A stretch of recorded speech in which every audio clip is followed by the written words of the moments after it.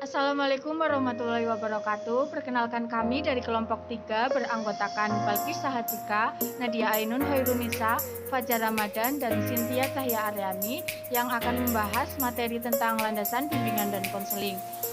Video ini dibuat guna memenuhi tugas perkuliahan bimbingan konseling dengan dosen pengampu Bapak Ujang Hairus Soleh. Materi pertama akan saya bacakan, landasan bimbingan dan konseling.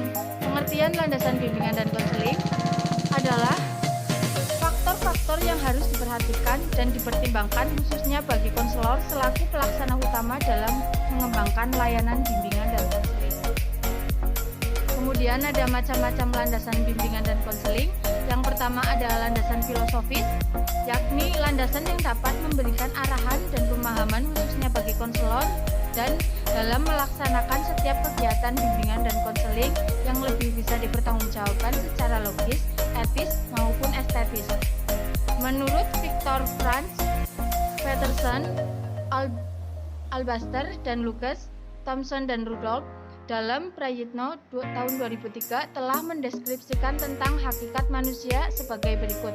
Yang pertama, manusia adalah makhluk rasional yang mampu berpikir dan mempergunakan ilmu untuk meningkatkan perkembangan dirinya.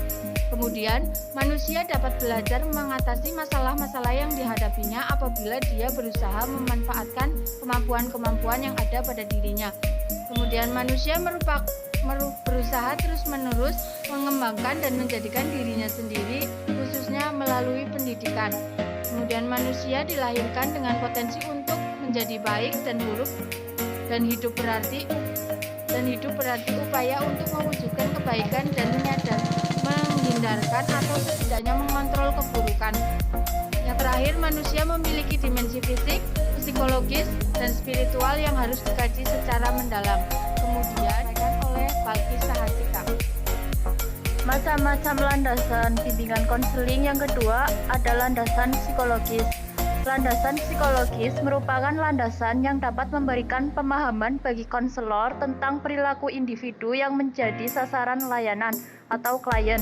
Beberapa kajian psikologi yang perlu dikuasai oleh konselor adalah tentang yang pertama motif dan motivasi, yang kedua pembawaan dan lingkungan, yang ketiga perkembangan individu, yang keempat belajar, dan yang kelima kepribadian. Menurut Abin Syamsuddin pada tahun 2003 mengemukakan tentang aspek-aspek kepribadian, yaitu ada 6. Yang pertama karakter, kemudian temperamen, kemudian sikap, kemudian stabilitas ekonomi, responsibilitas, dan sosiabilitas.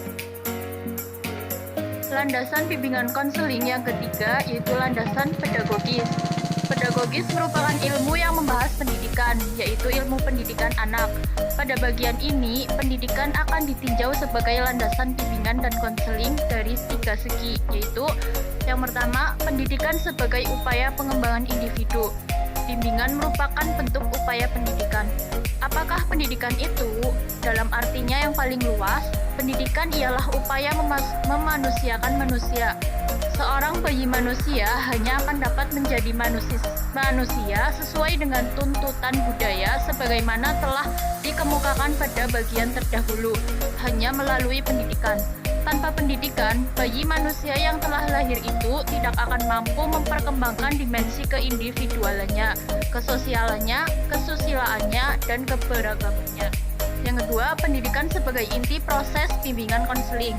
Di depan telah disebutkan bahwa pendidikan melalui bimbingan, pengajaran, dan atau latihan.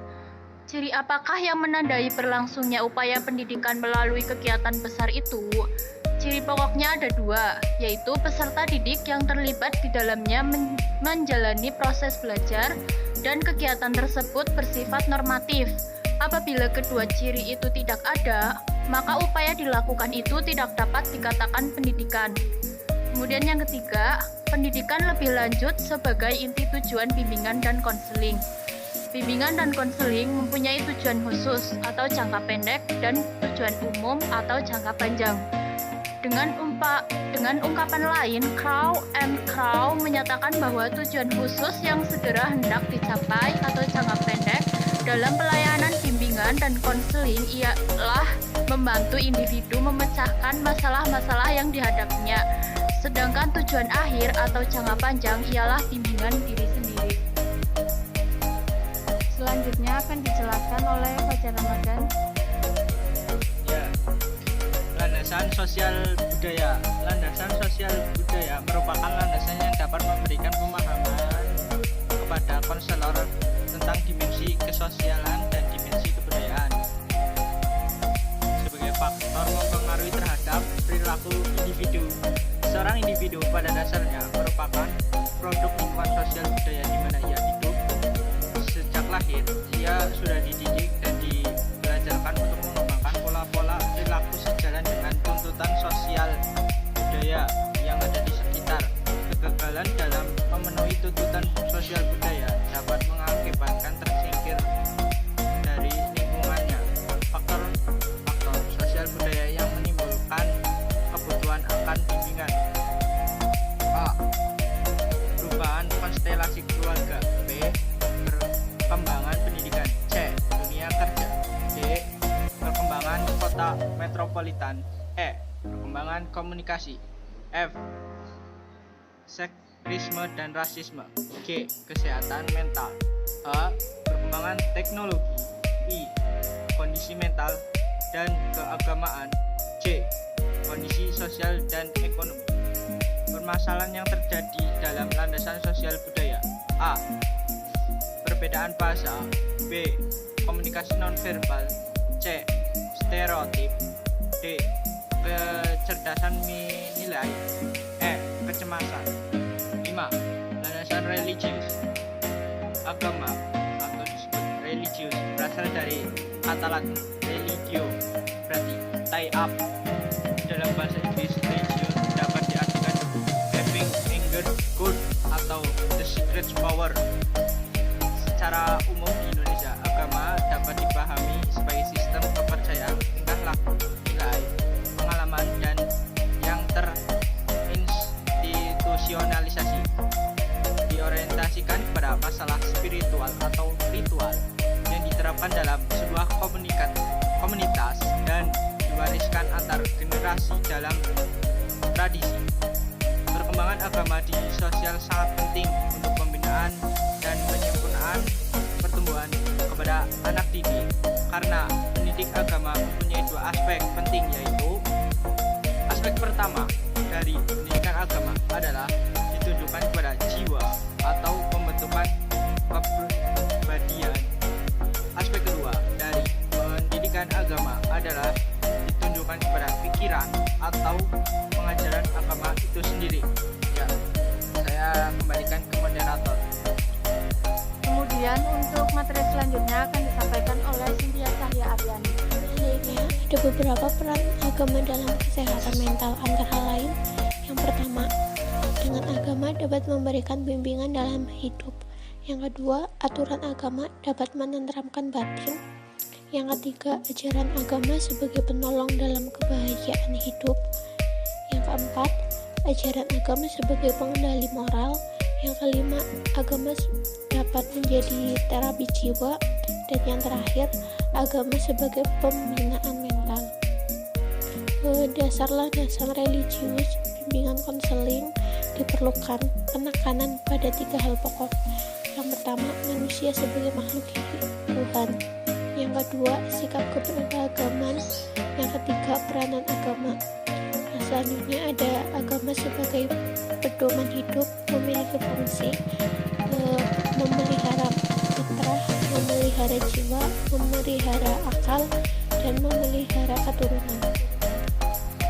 Landasan yang terakhir adalah landasan iptek. Bimbingan dan konseling merupakan ilmu yang bersifat multireferensial.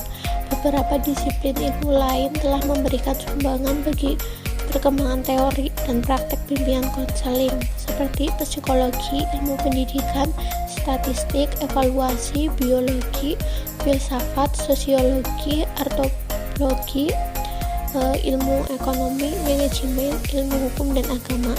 Beberapa konsep dari disiplin ilmu tersebut telah diadopsi untuk kepentingan pengembangan bimbingan dan konseling, baik dalam pengembangan teori maupun prakteknya. Pengembangan teori dan pendekatan bimbingan dan konseling selain dihasilkan melalui pemikiran kritis para ahli, juga dihasilkan melalui berbagai bentuk penelitian. Itu saja yang dapat kami sampaikan.